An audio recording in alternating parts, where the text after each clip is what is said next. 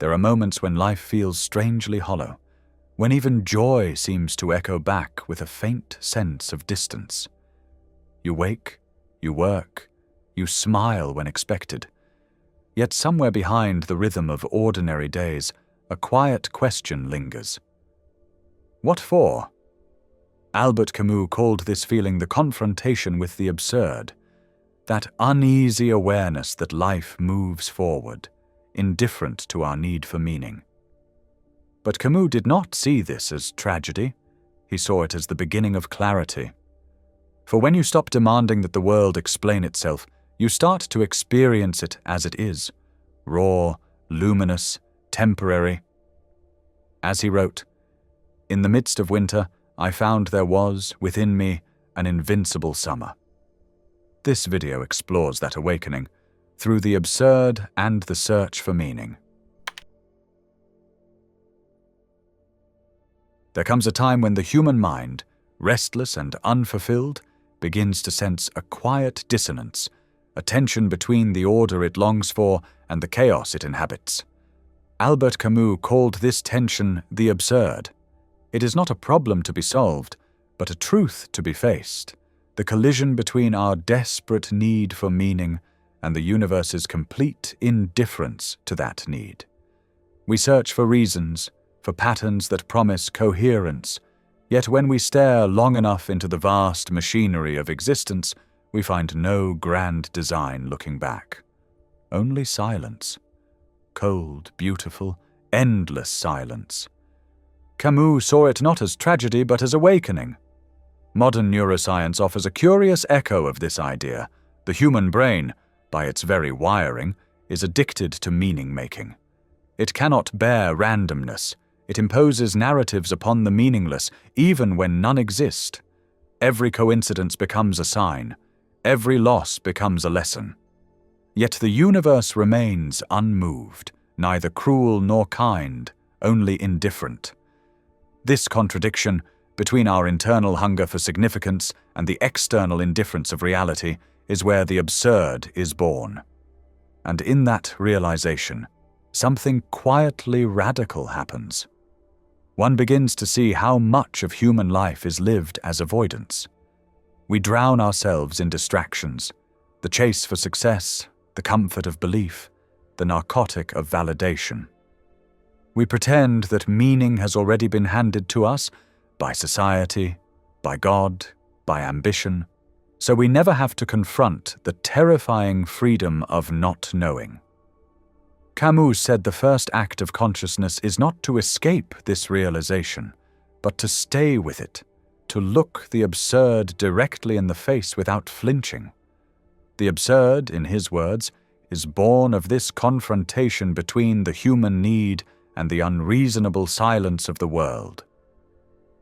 And yet he saw liberation in that silence, because once you recognize that the world owes you no meaning, you are free to create your own. You stop demanding that life explain itself and begin participating in it consciously. You cease living as a seeker of answers and begin living as a witness to existence, raw, temporary, and miraculous in its pointlessness. Camus believed that this moment of awareness does not destroy you. It reveals you. It strips away illusions until what remains is the pure pulse of being, unguarded, unpromised, unafraid. The question then is not why live, but how live, knowing this. For Camus, that question opens the door to his next and most defiant idea: choosing to live anyway. If this content is resonating with you, consider subscribing. I make videos that help you see the world and yourself more clearly. Thank you. Revolt, for Camus, was not rebellion in the political sense. It was an act of consciousness, a quiet, daily defiance against despair. He rejected both escape routes humanity tends to take when confronted by the absurd: suicide, which denies life, and blind faith, which denies reason. To him, both were forms of surrender. To revolt meant to stand at the edge of meaninglessness and choose to live anyway, to keep breathing, thinking, creating, even when every logical argument said there was no point. This, Camus believed, was the truest form of strength, not the strength of domination, but of endurance. He found its metaphor in the ancient myth of Sisyphus, the man condemned by the gods to roll a boulder up a mountain, only to watch it roll back down again and again. A punishment without hope. Yet Camus reimagined him not as a symbol of torment, but of triumph. For Sisyphus, he said, accepts the absurdity of his fate. He does not beg for release or invent illusions of meaning. He looks at his task, at the futility of it, and chooses to push the boulder regardless. One must imagine Sisyphus happy, Camus wrote, because in that acceptance lies freedom, to live knowing that nothing lasts, to strive knowing the summit will never hold. It is in that paradox that dignity is found. Psychology offers an intriguing mirror here. Studies show that people who confront uncertainty head-on, rather than deny it, exhibit greater emotional resilience. Their brains, conditioned to face chaos without escaping into illusions, develop what neuroscientists call cognitive flexibility, the ability to adapt, persist, and even find beauty in disorder. Camus' revolt, then, is not only philosophical, it's physiological. It's the nervous system learning to coexist with uncertainty without breaking. In this sense, revolt becomes a way of living with one's eyes open. Each act, however small, becomes an affirmation. The morning coffee, the work done without witness, the laughter shared despite mortality. Camus saw these not as meaningless repetitions, but as sacred gestures of defiance. Every moment consciously lived, no matter how mundane, becomes rebellion against absurdity itself. And perhaps that is what Sisyphus truly represents, not punishment but participation. The boulder, the hill, the endless cycle, they are life itself. To push is to be alive. To be aware of futility, yet to act, is the highest courage. In that awareness, Camus says, a strange liberation begins to take shape. A freedom not given by gods or systems, but born from the acceptance of the absurd. And from that awareness, from this rebellion that neither escapes nor denies, emerges the next step in Camus' philosophy: freedom beyond illusions. When the revolt becomes a way of being, a quiet emancipation begins to unfold. Camus called it freedom, not the shallow freedom of impulse or rebellion for its own sake, but a deeper liberation that comes from seeing clearly. Once the illusions fall away, the illusion of cosmic purpose, of divine order, of eternal reward, what remains is a terrifying but exquisite emptiness. For most, that emptiness feels unbearable. But for Camus, it was the only place where genuine freedom could begin. When one no longer expects the universe to explain itself, life transforms. The mind ceases its endless negotiations with fate, its desperate pleas for meaning or fairness. What is left is the simple, unfiltered experience of existence itself. Camus wrote, "The only way to deal with an unfree world is to become so absolutely free that your very existence is an act of rebellion." In that state, life ceases to be a waiting room for salvation or success. It becomes an art form, shaped not by external validation, but by inner coherence. Psychologically, this is where the human brain begins to rewire. Neuroscience shows that the prefrontal cortex, the part responsible for self-awareness, activates differently when one accepts uncertainty instead of resisting it.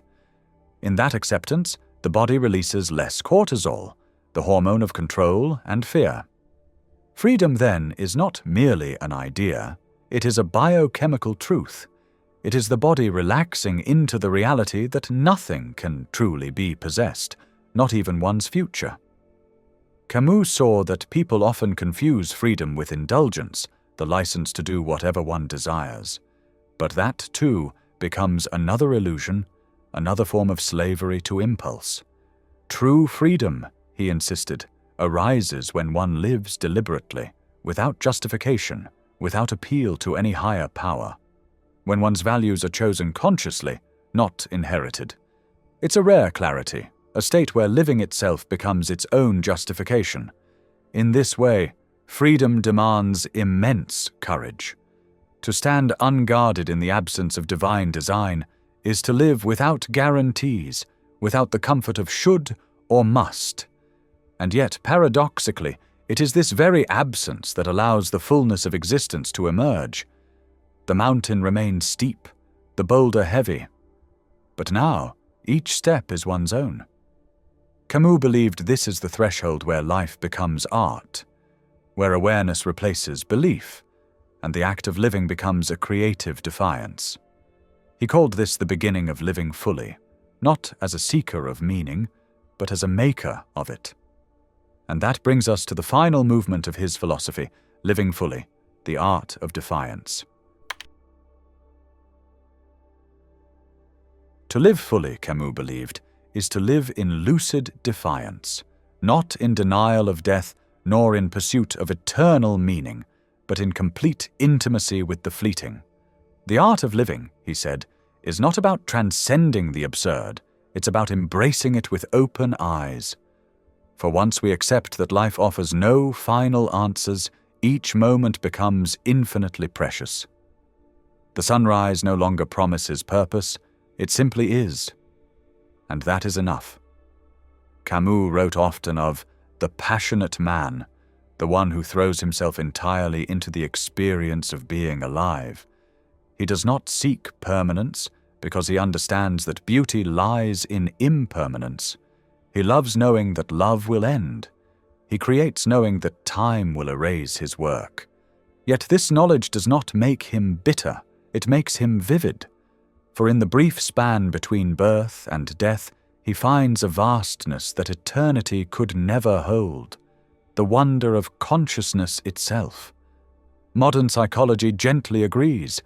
Studies show that people who consciously confront mortality tend to report greater joy and presence in their daily lives. Awareness of death, rather than leading to despair, awakens the senses. It strips life of its trivial anxieties and leaves only what is essential. The heart beats louder, the colors grow richer, and every breath feels like an act of gratitude. This, too, is revolt, but a softer one. A revolt expressed not through resistance, but through wonder. Camus never sought to rescue mankind from absurdity. He sought to teach us how to dance within it, to love, even knowing love will fade, to laugh, even in the face of despair, to create, even knowing it will be forgotten. He reminds us that consciousness itself is an act of defiance, to awaken, to feel, to choose meaning where none is given. Life, then, becomes not a search for answers, but an ongoing act of creation. And perhaps this is the quiet beauty of Camus's philosophy. It does not promise salvation, but presence. It does not offer eternity, but intensity. To live fully is to refuse numbness, to look at the absurd world, and instead of asking why, to whisper yes. If this reflection stirred something wordless within you, if it reminded you of the fragile miracle of simply being, share it. Speak it aloud, or write below. Perhaps your words might find someone wandering through the same quiet questions. And if these ideas moved through you gently, let them ripple outward. Leave a like, share it with another thinker of the night. For meaning, as Camus might say, is not something found, it is something we create together, moment by moment, breath by breath, in the luminous act of living fully.